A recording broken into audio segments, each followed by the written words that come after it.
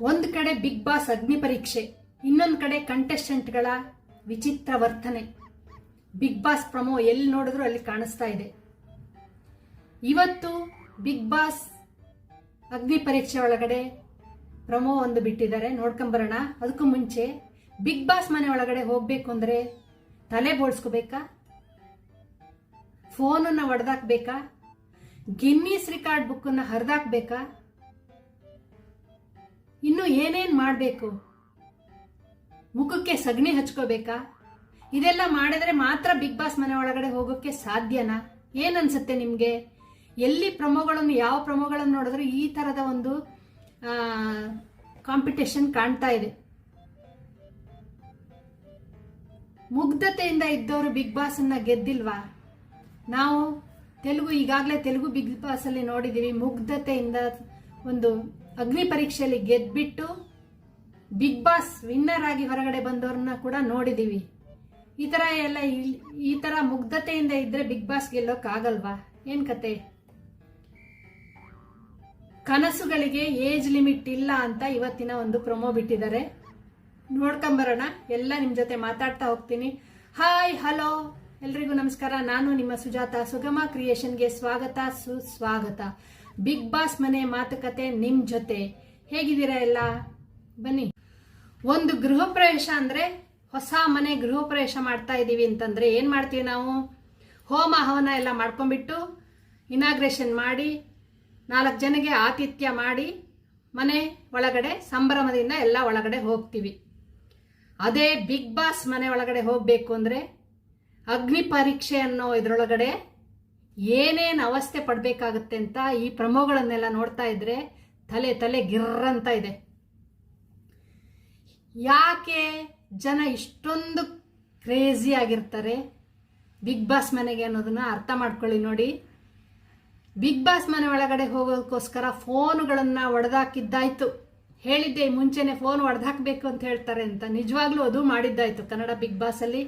ನಿನ್ನೆ ಪ್ರಮೋ ನಂಗೆ ಅಪ್ಡೇಟ್ ಕೊಡಕ್ಕಾಗಿಲ್ಲ, ಇವತ್ತೆಲ್ಲ ಸೇರಿಸಿ ಹೇಳ್ತಾ ಇದ್ದೀನಿ ನೋಡಿ. ಫೋನು ಒಡೆದಾಕಿದ್ದಾಯ್ತು, ಮುಖಕ್ಕೆ ಸಗಣಿ ಹಚ್ಕೊಂಡಿದ್ದಾಯ್ತು, ಹಾಗೆ ಪುಷಪ್ ಮಾಡಿದ್ದಾಯ್ತು, ಕೆಲವ್ರು ಕಾಲಿಗೆ ಬಿದ್ದಿದ್ದು ಆಯ್ತು, ಹತ್ತಿದ್ದು ಆಯ್ತು, ಗೊಳೋ ಅಂತ ಹತ್ತಿದ್ದು ಆಯ್ತು, ಹಾಗೆ ಮುಗ್ಧವಾಗಿರೋ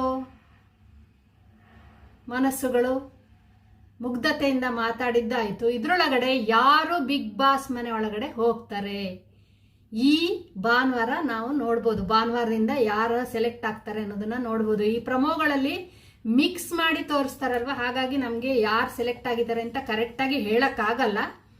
ಅಂಥದ್ರಲ್ಲಿ ಇವತ್ತಿನ ಒಂದು ಪ್ರಮೋ ಸ್ವಲ್ಪ ಇಂಟ್ರೆಸ್ಟಿಂಗ್ ಆಗಿದೆ. ನಿನ್ನೆ ಪ್ರಮೋದಲ್ಲಿ ಬೇರೆ ಬೇರೆ ತರ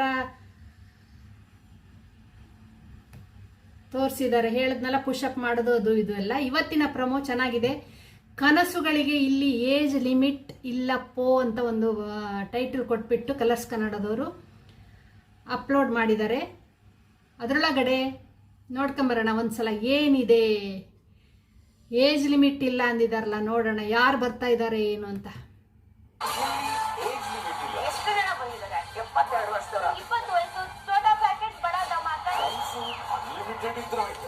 ಕೊರತೆ ಇದ್ದಾಗ ಆರೋಗ್ಯ ಹಾಳಾಗತ್ತೆ ಅನ್ನೋದು ಏನಾದ್ರು ಇದೆಯಾ ನಿಮ್ಗೆ? ಸರಿ, ಇವಾಗ ನೀವೇ ಜೆನ್ಸಿನಾ? ನನಗೆ ಇಂಗ್ಲಿಷ್ ಬರಲ್ಲ, ಕನ್ನಡ. ವಿನಯ್ ಅಂಡ್ ಚಂದನ್ ಇವರಿಬ್ಬರಲ್ಲಿ ಮುಂದೆ ಕೇಳ್ತೀನಿ.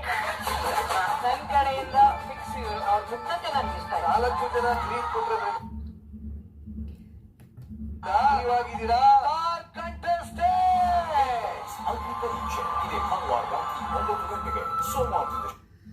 ಓಕೆ, ಕುಮಾರಿ ಅಂತ ಒಬ್ರು 20 ವರ್ಷದ ಹುಡುಗಿ, ತಮಾಷೆ ಆಗಿದ್ದಾರೆ, ಸ್ವಲ್ಪ ಮುಗ್ಧವಾಗಿದ್ದಾರೆ. ಮುಖ ನೋಡಿದ್ರೆ ಮುಗ್ಧತೆ ಕಾಣಿಸ್ತಾ ಇದೆ ಮುಖದಲ್ಲಿ. ಸೆಲೆಕ್ಟ್ ಆಗಿದ್ದಾರೆ ಡೈರೆಕ್ಟ್ ಆಗಿ. 4 ಜನ ಜಡ್ಜಸ್ ಇಂದ ಒಂದೇ ಸಲ ಫಸ್ಟ್ ಪ್ರಮೋ ನಾನು ನೋಡ್ತಾ ಇರೋದು. ನೀವೇನಾರು ನೋಡಿದ್ರೆ ಕಾಮೆಂಟ್ ಮಾಡಿ. ಯಾರನ್ನಾರು 4 ಜನ ಜಡ್ಜಸ್ ಒಂದೇ ಸಾರಿ ಸೆಲೆಕ್ಟ್ ಮಾಡಿದ್ದು, ಈ ತರ ಕೂಲಾಗಿ ಸೆಲೆಕ್ಟ್ ಮಾಡಿದ್ರೆ ನಮಗೂ ನೋಡಕ್ ಚೆನ್ನಾಗಿರುತ್ತೆ. ರ್ಯಾಶ್ ಆಗಿ ಫಸ್ಟ್ ನೀವು ಹೊರಟೋಗಿ ಹಾಗೆ ಹೀಗೆ ಅಂದ್ರಲ್ಲ ವಿನಯ್ ಅವರು, ಆ ಥರದ್ದೆಲ್ಲ ನೋಡಕ್ ಇಷ್ಟ ಆಗಲ್ಲ. ಆ ಗಿನ್ನಿಸ್ ಬುಕ್ ರೆಕಾರ್ಡ್ ಹರಿದಾಕೋದು ಅಂಥದ್ದೆಲ್ಲ ನೋಡಕ್ ಪ್ರಮೋ ನೋಡಿದಾಗ ಇಷ್ಟ ಆಗಲ್ಲ. ಇಷ್ಟೆಲ್ಲ ಮಾಡಿ ತ್ಯಾಗ ಮಾಡಿದವರಲ್ಲಿ ಯಾರ್ಯಾರು ಸೆಲೆಕ್ಟ್ ಆಗಿರ್ಬೋದು? ನಿಮ್ಮ ಪ್ರಕಾರ ನಿಮ್ಗೆ ಯಾರು ಗೊತ್ತಿದೆಯಾ ಯಾರು ಸೆಲೆಕ್ಟ್ ಆಗಿದ್ದಾರೆ ಏನು ಕತೆ ಅಂತ ಕೆಳಗಡೆ ಕಾಮೆಂಟ್ ಮಾಡಿ. 72 ವರ್ಷದ ರತ್ನಮ್ಮ ಅನ್ನೋರು ಕೂಡ ಸೆಲೆಕ್ಟ್ ಆಗಿದಾರೋ ಇಲ್ವೋ ಕ್ವಶನ್ ಮಾರ್ಕು. ನೀವೇನಾದ್ರು ನೋಡಿದ್ರೆ ಎಲ್ಲಾದರೂ? ನಾನು ನೋಡಿರೋ ಪ್ರಕಾರ ನಾನಿವಾಗ ಇಲ್ಲಿ ನಿಮ್ಗೆ ಹೇಳ್ತಾ ಇರೋದೆಲ್ಲ ಸೋಷಿಯಲ್ ಮೀಡಿಯಾದ್ದೇ ಅಷ್ಟೇ. ಸೋಷಿಯಲ್ ಮೀಡಿಯಾದಲ್ಲಿ ಕಲರ್ಸ್ ಕನ್ನಡದವರು ಎಲ್ಲ ಅಪ್ಲೋಡ್ ಮಾಡಿರೋ ವಿಚಾರಗಳ ಬಗ್ಗೆ ಮಾತಾಡ್ತಾ ಇರೋದಷ್ಟೇನೆ. ಇನ್ನು ನಿನ್ನೆ ಪ್ರಮೋ ನೀವು ನೋಡಿರ್ತೀರಲ್ವಾ? ಎಷ್ಟು ಜನ ಬಂದಿದ್ದಾರೆ? ಎಂಟ್ರಿ ಕೊಡ್ಬೇಕಂದ್ರೆ ಫೋನನ್ನ ಒಡೆದಾಕ್ಸಿದ್ರು. ಯಾರು? ನಿರಂಜನ್ ಅವರು. ನಿಮ್ಮ ಕೈಯಾರೆ ನೀವು ಅಂದ್ರೆ ನಿರಂಜನ್ ಕೂಡ ಸೆಲೆಕ್ಟ್ ಮಾಡ್ಬೋದಾ ಗೊತ್ತಿಲ್ಲ. ಜೂರಿ ಮೆಂಬರ್ಸ್ ಅಲ್ದೇನೆ ನಿರಂಜನ್ ಕೂಡ ಹೇಳಿದ್ರೆ, ಅಂದ್ರೆ ಜೂರಿ ಅವ್ರು ಹೇಳಿದ್ರೆ ನಿರಂಜನ್ ಅವ್ರು ಮಾಡಿಸ್ತಾ ಇದಾರೆ.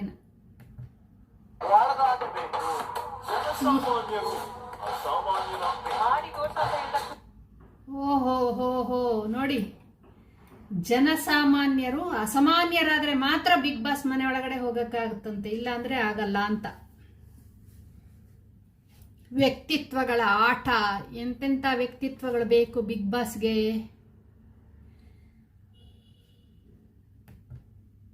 ನಾವು ಅಷ್ಟೇ ಹೊರಗಡೆ ಬರುತ್ತೆ ಅಲ್ವಾ? ಏನ್ ಮಾಡ್ತೀರಾ ಆಕ್ಚುಲಿ? ಪ್ರೊಫೆಷನ್ ಏನಿಲ್ಲ. ಪಾಪ ಅಳ್ತಾ ಇದಾರೆ ಕೆಲವರು. ನಾನು ಟಿಕೆಟ್ ಕೊಟ್ಟು ಪಿಕ್ಚರ್ ನೋಡ್ತೇನೆ. ಸೆಲೆಬ್ರಿಟಿಗಳು ಇವ್ರು ಸ್ವಲ್ಪ ನಂಗೆ ನೋಡಿದ್ರೆ ಧ್ರುವಂತ ತರ ಕಾಣಿಸ್ತಾ ಇದಾರೆ. ವಾಯ್ಸ್ ಆ ತರ ಕೇಳಿಸ್ತಾ ಇದೆ. ಧ್ರುವಂತ ಅಲ್ಲ, ಧ್ರುವಂತ ತರ ವಾಯ್ಸ್ ಕೇಳಿಸ್ತಾ ಇದೆ. ಅವರು ಸೆಲೆಕ್ಟ್ ಆಗಿರೋ ತರ ಕಾಣಿಸ್ತಾ ಇಲ್ಲ. ಅವ್ರೇನಂದ್ರೆ ಸಂಗೀತ ಪುಷಪ್ ಮಾಡ್ತೀನ, ಇಬ್ರು ಸೇರಿ ಪುಷಪ್ ಮಾಡಿದ್ರು. ಆದರೆ ಅವ್ರಿಗೆ ಮಾಡೋಕ್ಕಾಗಿಲ್ಲ, ಸಂಗೀತ ಜೊತೆ ಕಾಂಪಿಟೇಟ್ ಮಾಡೋಕ್ಕಾಗಿಲ್ಲ ನೋಡಿ. ಕಾಂಪಿಟೇಷನ್ ಕೊಟ್ಟಿದ್ರು ಸಂಗೀತ ಜೊತೆ. ಸಂಗೀತ ಅಷ್ಟು ಸ್ಟ್ರಾಂಗ್ ಆಗಿದ್ದಾರೆ. ಸಂಗೀತ ಸ್ಟ್ರಾಂಗೇ, ನೋಡಿದೀವಲ್ಲ ಆಲ್ರೆಡಿ ಬಿಗ್ ಬಾಸಲ್ಲಿ.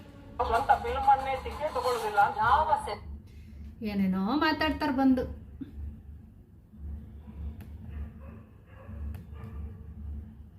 ಪುಷಪ್ ಮಾತ್ರ ಜೋರಾಗಿದೆ.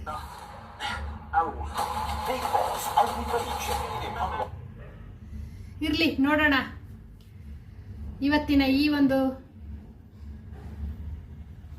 ಬಿಗ್ ಬಾಸ್ ಮನೆಯಿಂದ ಹೊರಗಡೆ ಮಾತುಕತೆ, ಇದು ಅಗ್ನಿ ಪರೀಕ್ಷೆ ಮಾತುಕತೆ. ನೆಕ್ಸ್ಟ್ ಬಿಗ್ ಬಾಸ್ ಮನೆ ಮಾತುಕತೆ ದಿವಸ ಎಪಿಸೋಡಲ್ಲಿ ಮಾತಾಡೋಣ. ಪ್ಲೀಸ್ ಸಬ್ಸ್ಕ್ರೈಬ್ ಮಾಡಿ, ಲೈಕ್ ಮಾಡಿ, ಶೇರ್ ಮಾಡಿ. ನೀವು ನಿಮ್ಮ ಅಭಿಪ್ರಾಯ ಕೂಡ ತಿಳಿಸಿ. ಬರೀ ಕೇವಲ ಬಿಗ್ ಬಾಸ್ನ ನೋಡೋದಲ್ದೇನೆ